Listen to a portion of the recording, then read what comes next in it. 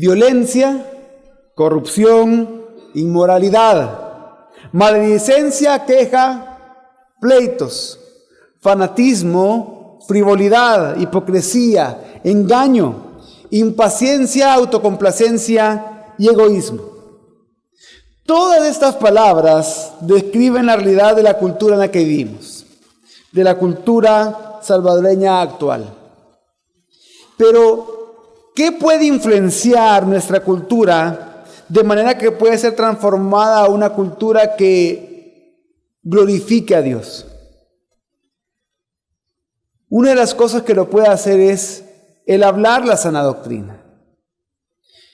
¿Qué es hablar conforme a la sana doctrina? ¿Cómo se habla la sana doctrina? ¿Por qué podemos y debemos hacerlo? ¿Y cuál es el resultado de hablar la sana doctrina? Al responder estas 4 preguntas, el día de hoy yo quiero convencerlos a ustedes de lo siguiente: que solo cuando la sana doctrina es vivida en los hogares, la palabra de Dios será honrada y el evangelio proclamado se verá hermoso ante los ojos de la cultura en que vivimos. Y para convencerlos, lo voy a hacer desde la epístola a Tito. Mientras ustedes buscan en sus Biblias la epístola a Tito, quiero comentarles un poco del contexto de esta epístola. El apóstol Pablo había dejado a Tito en la isla de Creta, la cual era una gran e importante isla de la costa de Grecia, porque tenía muchos puertos estratégicos que servían a muchas ciudades del mar Mediterráneo. Pero al mismo tiempo era un lugar estratégico para plantar iglesias. Pero la reputación de los cretenses no era para nada buena. La cultura de Creta era muy, pero muy notable en el mundo antiguo, en el tiempo de Pablo, pero por cosas malas. De hecho, había una palabra griega para mentiroso, la palabra cretizo, que literalmente significa ser de Creta. Este pueblo era famoso por la traición y la ambición. Casi todos los hombres de la isla habían servido como soldados mercenarios al mejor postor. Y las ciudades de la isla eran famosas por ser inseguras, plagadas de violencia y de corrupción sexual. Además de eso, las iglesias de Creta llegaron a estar bajo la influencia de líderes corruptos de la ciudad, quienes decían que eran cristianos, pero estaban en realidad dañando las iglesias, y por esto Pablo designa a Tito para que vaya a Creta y ponga orden ahí. Por estas razones el apóstol Pablo escribe esta carta a Tito. Luego de que lo envía para allá, escribe esta carta para dar instrucciones que lo ayudarían al orden y la santificación de los cristianos en Creta. Así vemos en el capítulo 1 de esta epístola que la primera tarea que tenía Tito era la de designar pastores, designar obispos con características específicas para que dirigieran las iglesias en los hogares de Creta. Y de esa manera iba a estar reemplazando a los líderes corruptos que estaban mal influenciando a la iglesia. Y la segunda gran tarea que tenía era confrontar a esos líderes corruptos, porque ellos eran judaizantes, seguían fábulas y mitos judíos y enseñaban de casa en casa para obtener ganancias deshonestas. Eran ambiciosos. Ellos seguían y vivían bajo la cultura cretense, que eran mentirosos, viciosos, malas bestias, haraganes y glotones. Estos líderes corruptos decían conocer a Dios, pero lo negaban con su forma de vida dominada por la cultura cretense. Y eso, lo que estaba generando en la isla es que la palabra de Dios fuera desacreditada, que las personas de la sociedad cretense comenzaban a hacer distintas acusaciones malintencionadas en contra de los cristianos. Y por eso el mensaje cristiano, el evangelio, se volvía sin encanto, sin atractivo y no convincente para nadie en la isla. Por eso Pablo, ya en el capítulo 2, en el primer versículo, le escribe a Tito lo siguiente: pero tú habla lo que conviene a la sana doctrina. Pero, ¿qué es hablar lo que conviene o qué es hablar conforme a la sana doctrina? Para poder responder esta pregunta, voy a responder rápidamente primero qué es la sana doctrina. Y la sana doctrina es la enseñanza de verdades bíblicas que llevan a la salud espiritual y a vidas transformadas conforme a la imagen de Cristo. Quiere decir que la sana doctrina no es algo subjetivo, al contrario, es una realidad bíblica comprobable en la vida de las personas que practican la sana doctrina. Por esto mismo, el término sana doctrina no puede ser dado a personas que aunque prediquen una doctrina correcta, vivan de manera mundana. Si volvemos al capítulo 1, en el versículo 16, el último versículo del capítulo, se termina escribiendo Pablo acerca de los que no enseñaban la verdad, diciendo lo siguiente: que ellos profesan conocer a Dios, pero con sus hechos lo niegan, siendo detestables y rebeldes, descalificados para toda buena obra. Y es que con esto vemos que la sana doctrina tiene que ver más con conocer el Evangelio y vivirlo de una manera sincera, mostrar una fe sincera y auténtica delante del mundo. Por eso Pablo escribe a Tito en Tito 2:1: pero tú habla lo que conviene a la sana doctrina. Esto quería decir que la vida de Tito y su enseñanza tenían que marcar un agudo contraste con la vida de esos líderes corruptos que se estaban infiltrando en las iglesias de Creta. Por eso Pablo escribe a Tito que, a diferencia de esos líderes corruptos, él hable la sana doctrina. Y aquí hay algo bien interesante e importante, porque la palabra habla en este pasaje no se refiere ni a la predicación, ni a la proclamación, ni a la enseñanza. Entonces, ¿a qué se refiere? A hablar, a conversar, a un hablar informal. Quiere decir que Tito, aún en sus conversaciones diarias, informales, cotidianas, debe hablar conforme a la sana doctrina. Es hablar lo que conviene o está en conformidad a la sana doctrina. Significa que la doctrina y la vida deben armonizar. Siempre tienen que estar juntas, siempre tienen que ir de la mano. Lo que Pablo está diciendo acá es que el ministerio de la palabra a manera de sana doctrina no es estar hablando teología todo el tiempo. No es que todo el mundo tenga que ser un teólogo profesional, sino que se refiere a una vida práctica diaria, tan básica, tan necesaria en la vida normal del creyente, que tiene que hablarla todos los días, en todo momento, todo el tiempo. Y de esa manera vivir la vida cristiana que agrada a Dios. Por eso que el objetivo de Pablo al escribir todo esto que vamos a leer en el capítulo 2 es que Tito hable de la sana doctrina, para que fomente la sana doctrina y para que la sana doctrina se viva en los hogares de Creta, y de esta manera la palabra de Dios va a ser honrada. La sana doctrina del Evangelio va a ser adornado y los enemigos de la verdad van a tener que ser avergonzados, van a tener que quedar en silencio.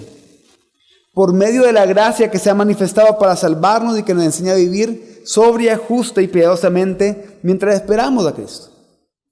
Entonces, ya habiendo respondido qué es hablar sana doctrina, vamos a responder otra pregunta: ¿cómo se habla conforme a la sana doctrina?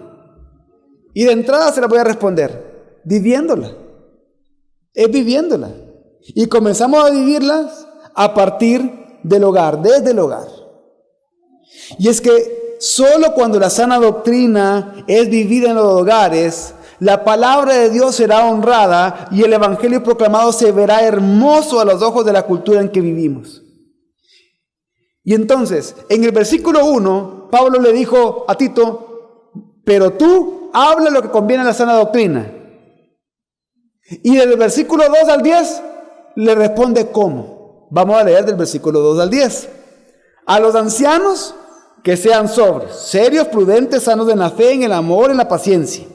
Asimismo, a las ancianas que sean reverentes en la conducta, no adictas a chismes, maliciosos ni esclavizadas por exceso de vino, maestras de lo bueno, para que instruyan a las jóvenes a que amen a sus maridos, a que amen a sus hijos, a que sean prudentes, castas, dedicadas a los quehaceres domésticos, bondadosas, sumisas a sus propios maridos, para que la palabra de Dios no sea difamada. Exhorta también a los jóvenes a que piensen con sensatez, mostrándote en todo como ejemplo de buenas obras. con pureza de doctrina, con dignidad, con palabra sana e irreprochable para que el adversario sea avergonzado y no tenga nada malo que decir acerca de nosotros. A los siervos que se sometan a sus amos en todo, que sean complacientes, no respondones, no hurtando, sino mostrando completa fidelidad, para que en todo adornen la doctrina de Dios nuestro Salvador. Vemos entonces que Tito debía de hablar la sana doctrina para que en Creta hubieran hogares dedicados a Jesús, que vivan la sana doctrina, es decir, hogares que conocen a Jesús y lo evidencian con su vida diaria, con su vida cotidiana. Por eso, en primer lugar, le habla a los ancianos, a los adultos mayores, tanto hombres y mujeres, para que sean ancianos llenos de integridad y dominio propio, que enseñen y se convierten en modelos para los jóvenes. Aquí está hablando, incluso en el contexto bíblico, se está dirigiendo a las personas que ya van saliendo de sus 50 y entrando a sus 60. Y les va a decir cómo ellos deben de hablar la sana doctrina. Y vamos a comenzar lo que dice a los ancianos, a los varones. Dice que los ancianos deben de ser sobrios. Esto quiere decir que tienen que ser moderados respecto al uso del vino, y en todos sus gustos y en todos sus hábitos tienen que tener moderación. Pero además tienen que ser serios. Es decir, que se tienen que comportar dignamente, tienen que ser venerables y respetables. Se tienen que comportar de una manera en que las personas los respeten.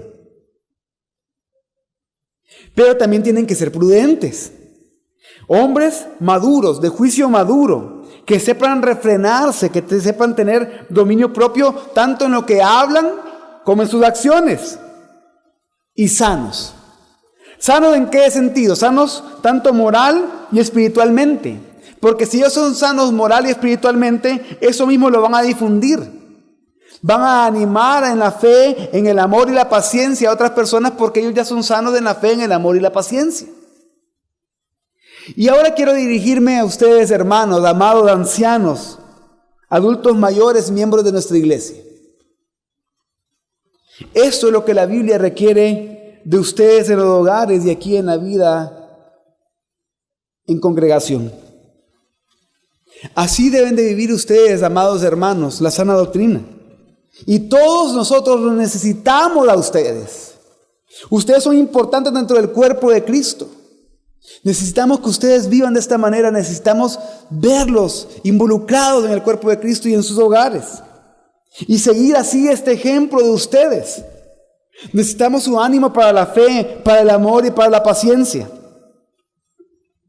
En su actitud hacia Dios, hermanos, ustedes como ancianos deben demostrar que son sanos en la fe. ¿Qué quiere decir? Demostrar cada día que ustedes confían y descansan completamente en Dios y en la verdad revelada por medio de la Escritura, por medio de su palabra. En su actitud hacia el prójimo, ustedes deben demostrar un amor sano, siempre amando a los demás, estando dispuestos a servir y aconsejar a los demás. Y en su actitud hacia las pruebas amargas, hacia las tribulaciones y dificultades de la vida, deben de revelar una paciencia y firmeza sana. Y yo doy gracias a Dios, de verdad que doy gracias a Dios, porque en nuestra congregación conozco muchos hermanos que cuando estaba preparando el sermón vinieron a mi mente, que viven esto o que vivieron esto porque ya se encuentran en la presencia del Señor. Hermanos respetables, con dominio propio, que de verdad particularmente han sido ejemplo para mi vida de fe, porque viven confiando en el Señor y en la obra que Él está haciendo, no solo en sus propias vidas, sino que en la familia, en sus familias, en sus mismos trabajos o negocios y en la iglesia. Que están pendientes y confiando en lo que el Señor está haciendo, que están empujando, que están orando, que están pendientes de lo que está haciendo el Señor, animando, ayudarnos a tener confianza para que sigamos todos juntos la obra de Cristo. Son ejemplo para mi vida también en cuanto a su amor, porque aman y lo demuestran que con dedicación hablan con uno, lo aconsejan, lo escuchan, prestan de su tiempo, sirven, oran, aconsejando con ternura. pero también son ejemplos de paciencia. Porque a pesar de las distintas dificultades, tribulaciones, pruebas, algunas ya propias de la edad, pruebas físicas o de salud, o algunas otras que tienen que ver con el área financiera, o con cosas que están pasando incluso en su misma familia, sus hijos o nietos, perseveran. No dejan de orar ni de estudiar la palabra, de discipularse, discipular a otros y de congregarse. Son ejemplos en fe, en amor y en paciencia. Yo de verdad le doy gracias a Dios por esto, hermanos. Pero también Pablo le habla a Tito acerca de las ancianas. Ella dice que ellas deben ser reverentes en la conducta. Y esto es sumamente interesante y me gustó cuando investigué el significado de eso, porque reverente en la conducta significa que ellas se deben de conducir con porte, con buen porte. Siempre como siervas de Dios en medio de la congregación, porque esos son. Por eso deben de ser ejemplos piadosos de santidad. Y además dice que no tienen que ser adictas a chismes maliciosos ni al vino. ¿Qué quiere decir? Que tienen que tener dominio propio al hablar y al comportarse. Que ellas no ocupan su tiempo chismeando, ni que alguien les vaya a contar algo les pone paro inmediatamente, ni que mucho menos que ellas van a andar hablando lo que no corresponde, sino que ocupan su tiempo para ser maestras de lo bueno. ¿Y qué es ser maestras de lo bueno? Es instruir en aquello que es noble, excelente, verdadero, instruir en la santidad, en la piedad, conforme a la palabra. Especialmente maestras de lo bueno para las jóvenes, hablando con ellas, aconsejándolas, modelando con su propio ejemplo de vida piadosa, hablando también con su propia experiencia,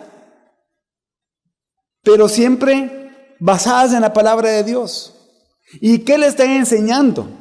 En los versículos 4 y 5 dice que ellas son maestras de lo bueno para que instruyan a las jóvenes a que amen a sus maridos, a que amen a sus hijos, a que sean prudentes, castas, dedicadas a los quehaceres domésticos, bondadosas, sumisas a sus propios maridos. Y por eso, hermanas, amadas señoras, adultas mayores de nuestra iglesia, eso es lo que la Biblia dice que se requiere de ustedes, tanto en sus hogares como acá en la vida de congregación, en la vida de iglesia. Así deben de vivir ustedes la sana doctrina, así deben de hablar ustedes la sana doctrina. Y todos necesitamos que lo hagan. Nosotros necesitamos de ustedes, hermanas. Necesitamos verlas y seguir ese ejemplo de ustedes. Las jóvenes de la iglesia necesitan de ustedes. No solo las que estén recién casadas o que estén comenzando a criar hijos, sino que también aquellas que están solteras. Ellas necesitan de sus consejos y también de sus reprensiones, regaños y advertencias conforme a la palabra de Dios. Necesitan ver su ejemplo en oración y servicio dedicado a su familia y la iglesia. Y es que cuando las mujeres cristianas no toman su función de ser maestras de lo bueno en su hogar, hacia sus hijos y fuera del hogar, a las jóvenes cristianas, a las demás jóvenes cristianas, la iglesia sufre.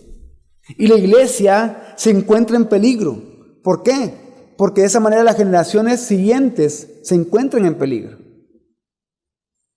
Y gracias a Dios, también doy muchas gracias a Dios porque en nuestra iglesia hay muchas hermanas que hablan así, que se conducen así, conforme a la sana doctrina, que con amor, con mucho amor están pendientes de las necesidades de los demás miembros de la iglesia, preguntando por las familias, preguntando si necesita algo, preguntando acerca de alguna situación que se dieron cuenta para saber qué pueden hacer, que dan de su tiempo para orar por todos nosotros, que se preparan en el estudio de la palabra y así aconsejan a otras mujeres para que ellas sepan cómo ser esposas y madres según lo que Dios manda.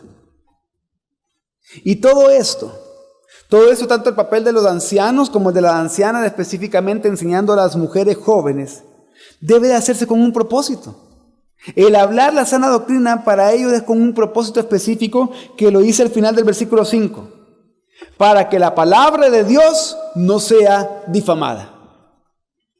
Es decir, que al ver la vida y la conducta de los ancianos, de las ancianas, pero especialmente de las mujeres jóvenes que han seguido las enseñanzas de las ancianas, amando a sus esposos e hijos y que con gran dedicación y excelencia administran su hogar, su compasión, con compasión, con pureza y obediencia a sus esposos. De esa manera las personas no cristianas, los incrédulos, no van a tener nada que decir en contra del Evangelio.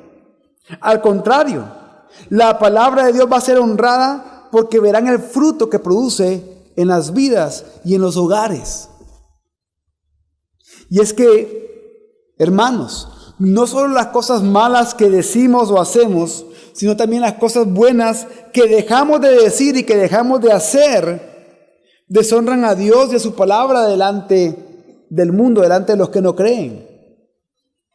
Porque los incrédulos juzgan la autenticidad y el valor de nuestra fe más por nuestra manera de vivir que por nuestra teología. Ellos no están viendo nuestra teología, ellos están viendo cómo vivimos, qué es lo que hacemos, cómo hablamos. Por lo tanto, hablar la sana doctrina viviéndola va a hacer o va a ocasionar que el Evangelio no sea puesto en duda. Al contrario, que el Evangelio sea honrado y respetado delante de los que no creen. Pero Pablo no solo le habla a los ancianos y ancianas, sino que implícitamente habla a las mujeres jóvenes en los versículos 4 y 6 que ya leímos, y explícitamente a los hombres jóvenes en los versículos 6 al 8. Y antes de hablar lo que habla a las mujeres jóvenes y los hombres jóvenes, quiero contarles algo que espero que les emocione y que los ponga contentos. Que en la Biblia, según el contexto bíblico de lo que estamos leyendo, todavía se considera jóvenes a los que no han terminado de criar a sus hijos. O sea que todavía, ya en los 40, yendo para los 50, son jóvenes. Así que, se alegran de eso, ¿verdad? Así que somos jóvenes. Quiero ver cuántos jóvenes hay aquí. Entonces vamos a comenzar con las mujeres jóvenes. Miren, lo que sucede es que, aunque ya leímos los versículos 4 al 6, 4 al 5, perdón, en Creta, por su cultura corrupta, en tiempos de Pablo, las mujeres vivían vidas promiscuas sexualmente. Ellas querían vivir su libertad y que nadie les dijera qué hacer. Y eso hacía también que ellos menospreciaran y evitaran el matrimonio y mucho más la maternidad. Porque eso estaba de moda en Creta. Era una moda en Creta que las mujeres se comportaran así. Y debido a eso, es que las mujeres ancianas debían enseñar a las jóvenes a que ellas no vivieran como vivía la cultura, sino como vivía la palabra. Y que de esa manera, comprendiendo el matrimonio, buscaran parejas fieles y criaran y se interesaran en criar familias estables y saludables. Por eso es que las jóvenes, en primer lugar, deben de seguir su consejo. Y es que, para los jóvenes que están acá, tanto mujeres como hombres, toda persona joven que sea sabia, que tenga sabiduría, debe procurar cultivar amistades con los cristianos mayores, piadosos, para pedir su consejo y corrección. Eso es algo sabio. Pero vemos entonces que aquí se hace un llamado a las mujeres jóvenes a no dejar que los principios de la cultura dicten la manera de cómo tienen que vivir su feminidad. ¿Por qué? Porque los principios de la cultura dicen que la feminidad tienen que vivirla con independencia, con arrogancia, con altanería, pensando que son mayores que los demás, que pueden más que los demás, con egoísmo, con promiscuidad, teniendo en poco el matrimonio y la maternidad. Pensando que no, que eso del matrimonio no, que eso es subyugación y que es pasado de moda. Y tampoco la maternidad. Y es que, lamentablemente, yo he escuchado a muchos jóvenes, tanto hombres como mujeres cristianos, decir: no, pastor, yo primero quiero disfrutar y después casarme. Pero cuando llega ya a casarse, dicen: no, nosotros primero queremos disfrutar y luego tener hijos. O sea que el matrimonio es estorbo. O sea que los hijos son estorbo. O sea que Dios se equivoca. No. Lo que pasa es que son los principios de la cultura que queremos mezclar con la palabra de Dios los que llevan a los jóvenes, en este caso específico de lo que estoy hablando, a los jóvenes, a pensar y a hablar así. Pero al contrario, cuando las jóvenes aprenden de mujeres piadosas, de otras mujeres piadosas, pueden llegar a conocer el valor de la feminidad bíblica y así vivirla para la gloria de Dios. Y ahora vamos a hablar de los hombres jóvenes. Dice en los versículos 6 al 8, exhorta también a los jóvenes a que piensen con sensatez, mostrándote en todo como ejemplo de buenas obras, con pureza de doctrina, con dignidad, con palabra sana e irreprochable. Aquí se refiere a que los jóvenes, ya definimos quiénes son los jóvenes, a que los jóvenes deben ponerse bajo la disciplina del Evangelio y deben de guardarse contra las desviaciones, ya sea que provengan de las malas inclinaciones de su propia naturaleza pecaminosa o por las opiniones o costumbres culturales de la sociedad que los rodea. Que aquí está hablando que los jóvenes jamás deben de poner sus propias conclusiones, sentimientos o ambiciones sobre la voluntad de Dios revelada en la palabra de Dios. Al contrario, tienen que aprender a dominarse a sí mismos. Para esto, Tito debía de darle el ejemplo, para que siguiendo el ejemplo de Tito, los jóvenes pudieran vivir con pureza de doctrina.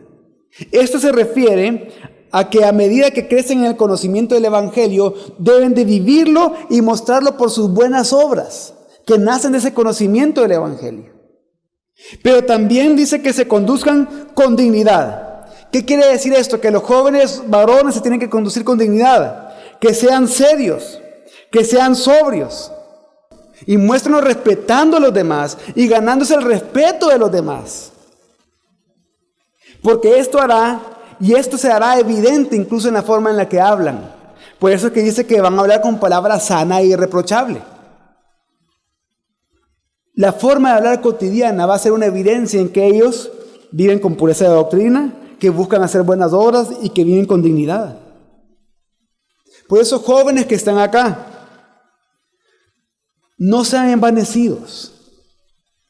No se crean más que los demás por el poco o mucho conocimiento que tengan en distintas cosas. Miren, siempre va a haber alguien que va a saber mucho más que ustedes y que va a tener más experiencia que ustedes. No piensen por lo poco que están aprendiendo o quizás por lo mucho que están aprendiendo pueden ser superiores a los demás. Al contrario, si Dios por gracia les permite aprender eso poco, eso mucho, es para que ustedes sean siervos de todos. Den evidencias con su vida del poder transformador del Evangelio en ustedes, viviendo con integridad, con respeto hacia los demás, obrando conforme a la palabra de Dios, con pureza en sus relaciones. En todo tipo de relaciones tienen que mostrarse puros, no mezclando los principios de la cultura, no mezclando los principios del mundo con los principios bíblicos para solo aparentar una vida evangélica. Porque les voy a contar algo que está pasando entre los jóvenes cristianos en general, que están mezclando los principios bíblicos con los principios de la cultura. Que aunque desde los cultos, desde los púlpitos, desde este púlpito o de los prédicas en los servicios de jóvenes o desde los discipulados, etcétera, o congresos, han escuchado lo que la Biblia dice acerca del noviazgo. Y acerca de cómo entonces la Biblia habla más de un compromiso y de una preparación al matrimonio, porque la Biblia habla mucho acerca del matrimonio y de cómo éste representa la gracia de Dios, del Evangelio, por la relación entre Cristo y la iglesia. Y ellos dicen amén, lo postean en sus redes sociales, platican de eso, ustedes hacen las preguntas y como un examen le responden bien. Pero ahí está que después de eso, solo se dicen que se gustan con una joven, ya quieren comenzar a vivir como que son marido y mujer. Por solo decirse que se gustan. sin ningún compromiso de por medio. Y comienzan entonces a traspasar límites emocionales, actuando de una manera romántica que corresponde solo al matrimonio, y eso inevitablemente los va a llevar a traspasar límites físicos. Y con eso la palabra de Dios es difamada por la conducta de ellos. Al final del versículo 8 dice, ¿por qué? Para que el adversario sea avergonzado y no tenga nada malo que decir acerca de nosotros. Tienen que vivir de esta manera, las jóvenes y los jóvenes, para que todos aquellos que se oponen a la palabra, que son enemigos del evangelio, al ver la conducta santa y piadosa de los jóvenes, no tengan nada en que decir en contra del evangelio. Al contrario, que llenos de vergüenza se queden callados. Y es que no hay argumento tan efectivo como una vida santa. No hay argumento tan efectivo como alguien que hablando la sana doctrina, que también la viva. Eso silencia a los críticos y hace creíble el evangelio. Y por eso esta sección termina hablando de los siervos. Y específicamente aquí está hablando a los esclavos que trabajan en los hogares cretenses. Y les indica cómo tienen que hablar y vivir la sana doctrina en sus labores diarias. Por eso dice en los versículos 9 y 10, a los siervos que se sometan a sus amos en todo, que sean complacientes, no respondones, no hurtando, sino mostrando completa fidelidad. Y estos 5 principios que Pablo habla acerca de cómo deben de comportarse los esclavos en la cultura cretense, también se los habla acá porque era normal también que los esclavos en esa cultura buscaran siempre irse en contra de sus amos, sublevarse, pero por medios ilegítimos. Y entonces a aquellos que estaban trabajando como siervos en casas, en hogares cretenses, les dice cómo tienen que comportarse. Pero estos mismos 5 principios podemos de cierta manera aplicarlos a nosotros, a todos aquellos que trabajamos para alguien más, a todos aquellos que somos empleados de un trabajo. ¿Y cuáles son estos principios? En primer lugar, la sujeción. El creyente fiel se debe someter en todo mientras esté empleado en ese trabajo. Obviamente siempre en todo aquello que no contradiga la palabra de Dios. Pero además del principio de la sujeción está el principio de la complacencia que vemos acá. ¿A qué se refiere esto? Agradar en todo en nuestros trabajos. Esto no significa hacer lambiscones o yoyos de los trabajos. No, sino que significa que agradar en todo, haciendo lo que hacen, haciéndolo bien, comprometidos con la excelencia. Pero también se habla del respeto, porque dice no ser respondones. No andar respondiendo ni andarse quejando por todo. Porque el ser respondones es contrario a la sujeción y a la complacencia. Y porque el ser respondones y quejumbroso lo que está mostrando es una oposición a la autoridad, pero por intereses egoístas, por haraganería, por su propia conveniencia. Pero también habla de la honestidad. ¿Cómo podemos aplicar esto nosotros? A hacer un uso íntegro de los bienes que administramos mientras estamos trabajando. Y por último, la lealtad. Se refiere a que tenemos que dar evidencias de que se puede confiar en nosotros como trabajadores, que somos confiables. Pero ¿por qué? En este caso, en el caso de la sociedad cretense, los siervos deberían de comportarse así. ¿Y por qué en el caso de nuestra sociedad nosotros deberíamos de comportarnos así? Al final del versículo 10 dice ¿por qué? Para que en todo adornen la doctrina de Dios nuestro Salvador. Por medio de la virtud, piedad y santidad en la vida cotidiana, el evangelio será cada vez más hermoso. Será cada vez más atractivo a los ojos de aquellos que dudan del evangelio. Una vida santificada da evidencia de todos los frutos de la gracia que nos ha transformado. Da evidencia de la obediencia, de la alegría, de la integridad, de la honestidad, etc. Y entonces una vida santificada que da evidencia de la gracia transformadora hará que resplandezca el evangelio, la doctrina de Dios nuestro Salvador, la fe cristiana delante de ellos. De tal manera que se van a sentir atraídos cuando se vive así en el trabajo. cuando se vive así en la vida cotidiana. Y recordemos que nosotros en el trabajo pasamos por lo menos 8 horas diarias. La mayor parte de nuestro día activo lo pasamos en el lugar de trabajo.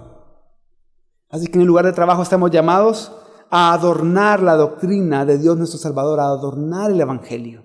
De manera que, adornando el Evangelio, viviendo el Evangelio de esta manera, cuando se nos pregunte por qué vivimos así, por qué trabajamos así, fácilmente y sin obstáculo, podamos proclamar el Evangelio y este sea escuchado y recibido.